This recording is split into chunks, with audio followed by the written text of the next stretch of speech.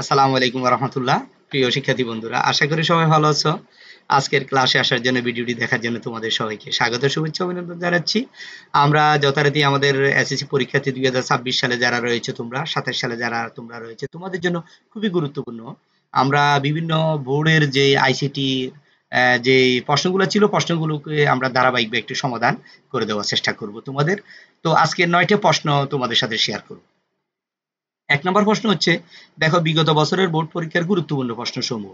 ১ নম্বর প্রশ্ন হচ্ছে, MS-DOS বিকশিত হয় কখন? এটা ঢাকা শিক্ষা বোর্ডে এসেছে 2024 সালে, 1981 সালে। MS-DOS বিকশিত হয় কখন? 1981 সালে। তোমরা যদি একটু মনোযোগ সহকারে ভিডিওটি দেখো, দেখবে যে 9টা প্রশ্ন তোমার জন্য একেবারে মুখস্থ হয়ে যাবে। পড়াও লাগবে না। ঠিক আছে? একটু মনোযোগ দিতে হবে। 21 শতকের পৃথিবীর অর্থনীতি কি ধরনের হবে? 21 শতকের পৃথিবীর অর্থনীতি কি ধরনের? এটা হচ্ছে জ্ঞান ভিত্তিক। এটা চট্টগ্রাম শিক্ষা বোর্ডে এসেছে 2024 সালে। তারপরে হচ্ছে 3 নম্বর প্রশ্ন হচ্ছে, ইলেকট্রনিক মাধ্যমে সেবা প্রদানের পদ্ধতিকে কি বলে? এটা হচ্ছে ই-সার্ভিস। এটা সিলেট শিক্ষা বোর্ডে এসেছে 2024 সালে। ইলেকট্রনিক মাধ্যমে সেবা প্রদানের পদ্ধতিকে কি বলে? ই-সার্ভিস। তারপরে হচ্ছে 4 নম্বর প্রশ্ন হচ্ছে, এটা সিলেট শিক্ষা বোর্ডে এসেছে, IBM এর পূর্ণরূপ কি? এটা হচ্ছে ইন্টারন্যাশনাল বিজনেস মেশিন। তো এরপরে অ্যাডা লাভলেস কে ছিলেন? 5 নম্বর প্রশ্ন হচ্ছে, অ্যাডা লাভলেস কে ছিলেন? এখানে কবি লর্ড বাইরনের কন্যা ছিলেন।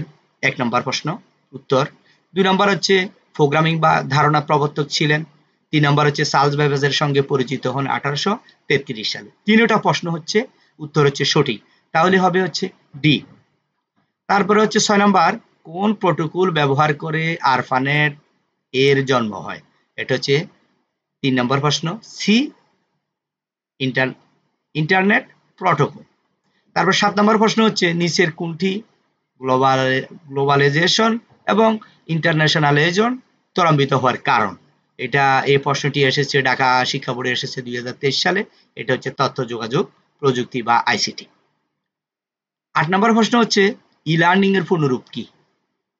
8 নম্বর হচ্ছে, ই লার্নিং এর পূর্ণরূপ কি? এটা হচ্ছে ইলেকট্রনিক লার্নিং।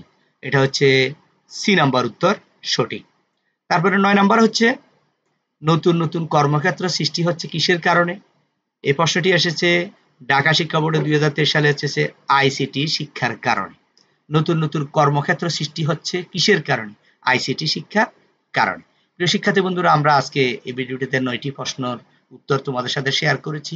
এর পরবর্তীতে 10 নম্বর থেকে আরো 10টি প্রশ্ন, 9টি প্রশ্ন, প্রত্যেকটা ভিডিওতে আমরা 9টি বা 10টি প্রশ্ন তোমাদের সাথে শেয়ার করব।